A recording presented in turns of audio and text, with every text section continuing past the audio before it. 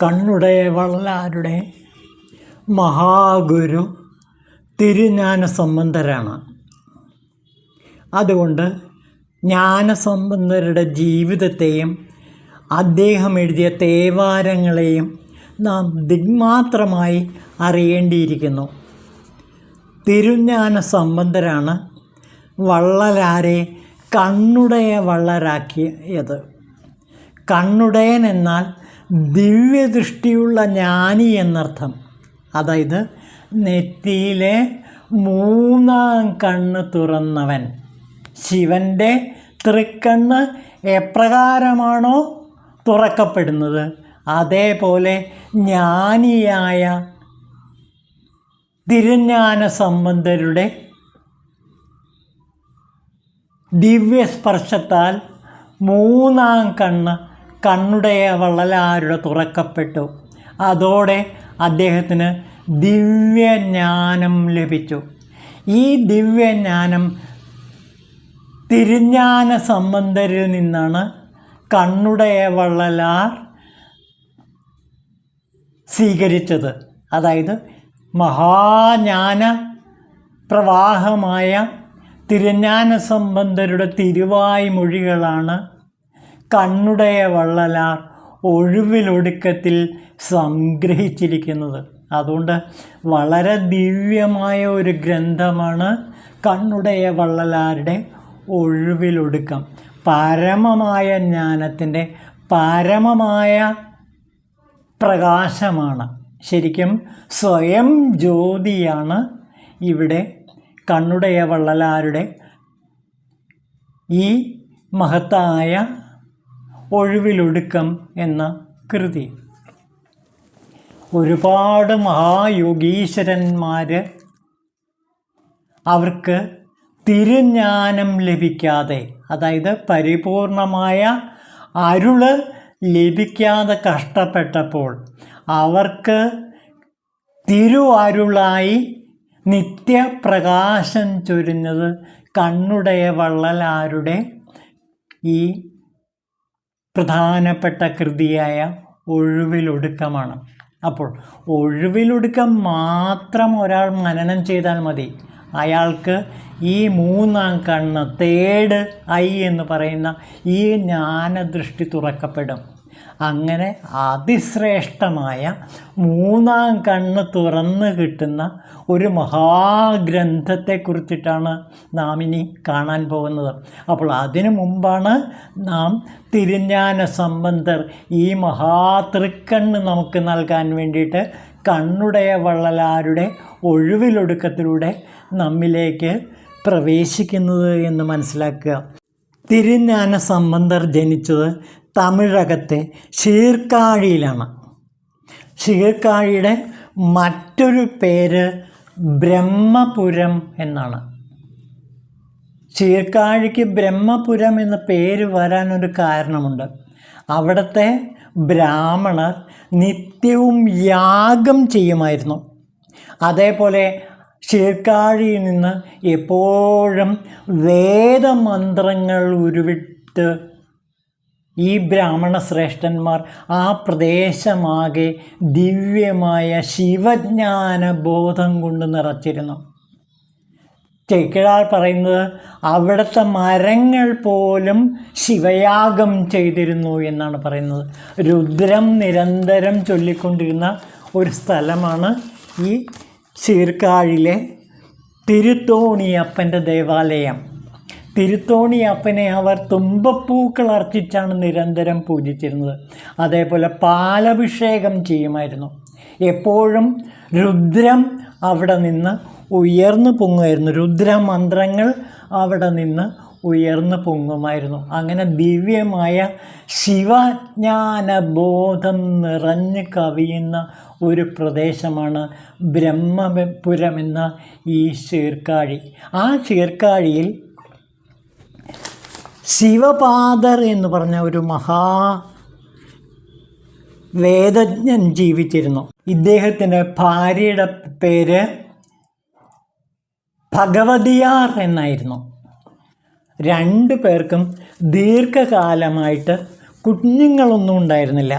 അങ്ങനെ ഒരു കുട്ടി ജനിക്കണമെന്നാഗ്രഹിച്ച് ഇവർ തിരുത്തോണിയപ്പൻ്റെ അടുത്ത് നിരന്തരം ഉപവാസം അനുഷ്ഠിച്ചിരുന്നു. അങ്ങനെ ഒരു ഉപവാസത്തിൽ ഇവർ രണ്ടുപേരും തീരുമാനിച്ചിരുന്നു, ഇനി മരണം വരെ തിരുത്തോണിയപ്പൻ്റെ മുമ്പിൽ ഉപവാസം അനുഷ്ഠിക്കും എന്നുള്ള ദൃഢപ്രതിജ്ഞ എടുത്തുകൊണ്ട് തിരുത്തോണിയപ്പൻ്റെ മുന്നിൽ ഇവർ മരണം വരെയുള്ള ഉപവാസം അനുഷ്ഠിക്കാൻ തയ്യാറായി. അതിനിടയ്ക്ക് ഒരു ദിവസം ഈ ഭഗവതിയാർ ഒരു സ്വപ്നം കാണുകയാണ്. രാത്രിയിൽ ഒരു സ്വപ്നം കാണുന്നു. തിരുത്തോണിയപ്പൻ വന്നിട്ട് തന്നെ അനുഗ്രഹിക്കുന്നതായിട്ടും തനിക്ക് ഒരു കുഞ്ഞ് ജനിക്കുമെന്ന് പറയുന്നതായിട്ടും സ്വപ്നം കാണുകയാണ്. അങ്ങനെയാണത്രേ തിരുஞான സംബന്ധർ ജനിച്ചത്. കുഞ്ഞ് ജനിച്ചപ്പോൾ ഇവർ കുഞ്ഞിന് പേരിട്ടത് പിള്ളയാർ എന്നാണ്. അങ്ങനെ പിള്ളയാർ വളരെയേറെ സ്നേഹത്തോടെ ആ പ്രദേശത്തിലെ ജനങ്ങളുടെ എല്ലാം സ്നേഹം കൈപ്പറ്റിക്കൊണ്ട് സാക്ഷാൽ തിരുത്തോണിയപ്പൻ്റെ അനുഗ്രഹം നേടിക്കൊണ്ട് കുഞ്ഞ് വളർന്നു വന്നു. അങ്ങനെ 3 വയസ്സുള്ളപ്പോൾ ഒരു സംഭവം നടക്കുന്നുണ്ട്. കുഞ്ഞ് പിതാവ് തിരുത്തോണിയപ്പനെ തൊഴുവാൻ പോകും. ദിവസവും വെളുപ്പിനാണ് പോകുക. സൂര്യോദയത്തിന് മുമ്പ് അദ്ദേഹം അവിടുത്തെ അമ്പലക്കുളത്തിൽ കുളിച്ചിട്ടാണ് ഈ ക്ഷേത്ര ദർശനം ചെയ്യുന്നത്. ഒരു ദിവസം വെളുപ്പിന് എഴുന്നേറ്റപ്പോൾ ഈ കുഞ്ഞുമുണർന്നു. പിള്ളയാർ എന്ന ഈ കുഞ്ഞുമുണർന്നു. കുഞ്ഞ് കരയാൻ തുടങ്ങി. 3 വയസ്സായുള്ള ഈ കുട്ടി വാശി പിടിച്ചു, എനിക്കും അപ്പൻ്റെ കൂടെ തിരുത്തോണിയപ്പനെ തൊഴുവാൻ വരണം. അവസാനം വാശിക്ക് മുമ്പിൽ ഈ ശിവഭക്തൻ കീഴടങ്ങിയാണുണ്ടത്. അങ്ങനെ ശിവപാദ ഹൃദയനോടൊപ്പം ഈ 3 വയസ്സുള്ള കുട്ടിയും തിരുത്തോണിയപ്പൻ്റെ അടുത്തേക്ക് പോയി. അവിടുത്തെ അമ്പലക്കുളത്തിൽ കുളിക്കാനായിട്ട് ശിവപാദ ഹൃദയർ വെള്ളത്തിൽ മുങ്ങുന്ന സമയം ഈ കുഞ്ഞ് പേടിച്ചു പോയി. രാത്രി നന്നായിട്ട് ഇരുട്ടുള്ള സമയമാണ്, വെളുത്തിട്ടില്ല, ശരിക്ക് പ്രഭാതം വന്നിട്ടില്ല. ആ സൂര്യോദയത്തിന് മുമ്പുള്ള ഈ അവസ്ഥയിൽ കുഞ്ഞ് പേടിച്ച് കരഞ്ഞു. ആ സമയം തിരുത്തോണിയപ്പനും പാർവതീദേവിയും ശിവപാർവതിമാർ ഈ കുഞ്ഞിൻ്റെ കരച്ചിൽ കേട്ട് ഈ അമ്പലക്കുളത്തിൻ്റെ കടവിലേക്ക് വന്നു. അപ്പോൾ കുഞ്ഞ് കരയുകയാണ്. വേഗം ശിവഭഗവാൻ പാർവതീദേവിയോട് പറയുന്നു, അല്ലയോ ദേവി, ദേവിയുടെ മുലപ്പാൽ ഈ കുഞ്ഞിന് കൊടുക്കുക. അങ്ങനെ ഒരു പൊൻതളികയിൽ മുലപ്പാൽ കറന്ന് ഈ കുഞ്ഞിൻ്റെ ചുണ്ടിൽ വച്ച് കൊടുത്തു. കുഞ്ഞിൻ്റെ കരച്ചിൽ അതോടെ മാറുകയും കുഞ്ഞ് സന്തോഷിച്ച് ചിരിക്കുകയും ചെയ്തു. അവർ അപ്രത്യക്ഷരാകുന്ന സമയത്ത് ശിവപാദഹൃദയൻ കുളി കഴിഞ്ഞ് ഗായത്രി മന്ത്രജപവും എല്ലാം കഴിഞ്ഞ് തിരിച്ചു വന്നപ്പോൾ കുഞ്ഞിൻ്റെ ചുണ്ടിലും മുഖത്തും പാലിരിക്കുന്നു.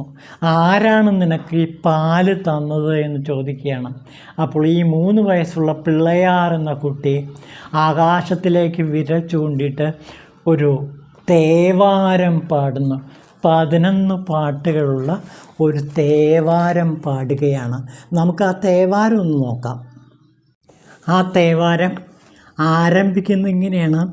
കാതിലോലയണിഞ്ഞ് കാളമുകളേറി തൂവെൺമതി ചൂടി ചുടലക്കാട്ടിലെ ചുടുവെണ്ണീർ പൂശി എന്നുള്ളം കവർന്നവനാം അവൻ തൽപരനായി വന്ദിച്ച പത്മജനിൽ പണ്ട് കാരുണ്യം പൊഴിച്ചവനാം വിശ്രുതമേറും ബ്രഹ്മപുരമേ വാഴും ഈശ്വരൻ ഇവൻ താനെ എന്ന് തുടങ്ങുന്നതാണ് ആ ഗാനം.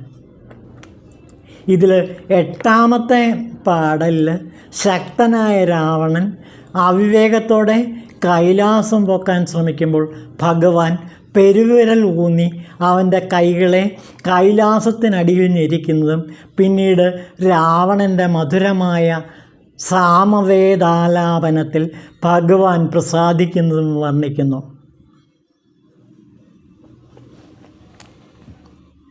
പിന്നെ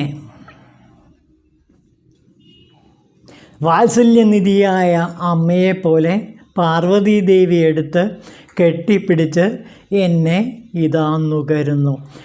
അദ്ദേഹം എന്നിട്ട് ആ പാടലിൽ അവരെ വിളിക്കുന്നത് അമ്മയപ്പൻ എന്നാണ്. ഭഗവാനും ഭഗവതിയും എൻ്റെ അമ്മയും അപ്പനാണ് എന്ന് പറയുന്നു. 9ാമത്തെ ശ്ലോകത്തിൽ ബ്രഹ്മാവും വിഷ്ണുവും പരമശിവൻ്റെ ശിരസും പാദങ്ങളും തേടി കണ്ടുപിടിക്കാൻ ശ്രമിക്കുന്നതും പരാജയപ്പെട്ട് പഞ്ചാക്ഷരി മന്ത്രജപം കൊണ്ട് രക്ഷപ്പെടുന്നതും പ്രതിപാദിക്കുന്നു. അടുത്ത പാടലിൽ ചെഞ്ചടയിൽ തിങ്കൾക്കല ചൂടിയ വേദത്തിൻ്റെ ഉറവിടമായ ഭഗവാനെ സ്തുതിക്കുന്നു. പിന്നീടുള്ള പാടലിൽ ഭഗവത് സാക്ഷാത്കാരത്തിനുള്ള ഭക്തിമാർഗത്തിനെ ഭദ്രമായി സൂക്ഷിക്കുന്ന ജ്ഞാനസമ്പന്നനാൽ വർണ്ണിക്കപ്പെട്ട ഭഗവാന്റെ ചിത്രം കാണാം. ഇതാണ് പ്രധാനമായിട്ടും 11 പാടലുകളിലൂടെ 3 വയസ്സുകാരനായ പിള്ളയാർ എന്ന കുട്ടി ഒരു പദികം, ശിവപദികം രചിച്ച് പാടിയത്. ഇത് കേട്ട് പിതാവ് ആനന്ദപുളകിതനായി ഇതിലെ 8, 9, 10, 11 എന്നീ പാടലുകൾ മറ്റു പല തേവാരങ്ങളിലും വീണ്ടും വീണ്ടും ആവർത്തിക്കുന്നത് നമുക്ക് കാണാൻ കഴിയും. തിരുത്തോണിയപ്പനെ ചെന്ന് അതിനുശേഷം പിതാവും അതേപോലെ പിള്ളയാരും തൊഴുവാൻ ചെന്നപ്പോഴേക്കും ജനങ്ങൾ ഈ സംഭവം അറിഞ്ഞ് ഒരുപാട് വൈദിക ശ്രേഷ്ഠന്മാരും മറ്റ് ഭക്തന്മാരും എല്ലാം തന്നെ അവരുടെ ചുറ്റും കൂടി, ഈ കുഞ്ഞിൻ്റെ ചുറ്റും കൂടി.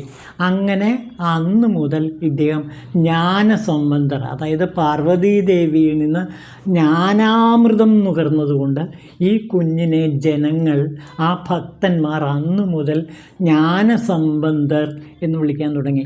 അങ്ങനെ തിരുജ്ഞാന സംബന്ധരെയും കൊണ്ടാണ് ഈ ഭക്തന്മാരും അതേപോലെ വേദ പണ്ഡിതന്മാരും എല്ലാം കൂടെ ശീർക്കാഴിയിലേക്ക് തിരിച്ചു ആക്കിയത്. അതിനുശേഷം ഈ കുഞ്ഞ് വളരെ പ്രശസ്തനായി തീർന്നു. 3-ാം വയസ്സ് മുതൽ ശിവപാദഹൃദയരോട് പറഞ്ഞു, എനിക്കിനി മുതൽ ശിവക്ഷേത്രങ്ങൾ സന്ദർശിക്കണം. അങ്ങനെ അനേകം ശിവക്ഷേത്രങ്ങൾ ഈ കുഞ്ഞ് സഞ്ചരിച്ച് ദർശനം നടത്തുകയുണ്ടായി. അതായത് 3 വയസ്സേ ഉള്ളൂ, അതുകൊണ്ട് നടക്കാൻ വലിയ ബുദ്ധിമുട്ട്. അന്ന് ഇതേപോലെയുള്ള ട്രാൻസ്പോർട്ടിംഗ് സൗകര്യങ്ങളൊന്നുമില്ലല്ലോ. അതുകൊണ്ട് പിതാവ് തൻ്റെ തോളിൽ വഹിച്ചുകൊണ്ടാണ് ഈ കുഞ്ഞിനെ, സമന്തരെ, പല ശിവക്ഷേത്രത്തിലും കൊണ്ടു ചെന്നാക്കിയത്. അവിടെ ചെല്ലുമ്പോഴെല്ലാം ഇതേപോലെയുള്ള ശിവപദികങ്ങൾ പാടുകയും ചെയ്തു.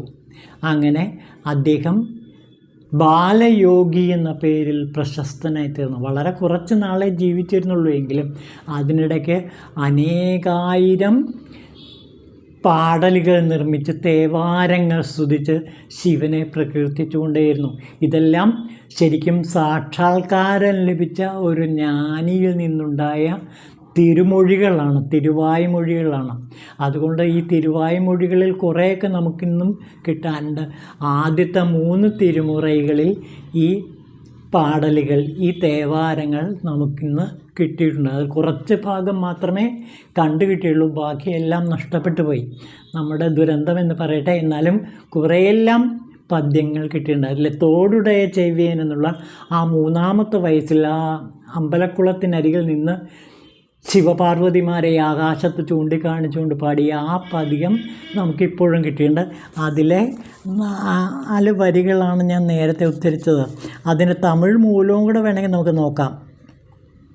തോടുടയ ചെവിയൻ വിടയേറിയോർ തൂവെൺമതി ചൂടി കാടുടയ ചൂട എന്ന് തുടങ്ങുന്നൊരു ഭാഗമാണത്. അതിൻ്റെ മലയാള വിവർത്തനമാണ് ഞാൻ നേരത്തെ പറഞ്ഞത്. കാതിലോലയണിഞ്ഞ് കാളമുകളേറി തൂവെൺമതി ചൂടി ചുടലക്കാട്ടിലെ ചുടുവെണ്ണീർ ചൂടി എന്നുള്ളം കവർന്നനാം ശിവൻ. അങ്ങനെ തൻ്റെ ഉള്ളത്തിലേക്ക് പ്രവേശിച്ച ശിവനെ ആണ് ഇവിടെ 3-ാമത്തെ വയസ്സിൽ തിരുജ്ഞാന സംബന്ധർ പാടൽ രൂപത്തിൽ ചിത്രീകരിച്ചത്. തുടർന്നുള്ള ശിവക്ഷേത്ര സന്ദർശനങ്ങളിലെല്ലാം 4 or 5 തീർത്ഥയാത്രകളെക്കുറിച്ചുള്ള വിവരങ്ങൾ ശിവപാദരോടൊത്ത്, പിന്നെ അതേപോലെ നീലകണ്ഠ പെരുമ്പാണനോടൊത്തൊക്കെ യാത്ര ചെയ്ത കഥകൾ പെരിയ പുരാണത്തിൽ വിസ്തരിച്ച് വർണ്ണിക്കുന്നുണ്ട്. നമുക്ക് അടുത്ത ദിവസങ്ങളിൽ അതിൻ്റെ ചെറിയ ചെറിയ സംഗ്രഹം കാണാം. ഓം ശിവായ നമഃ.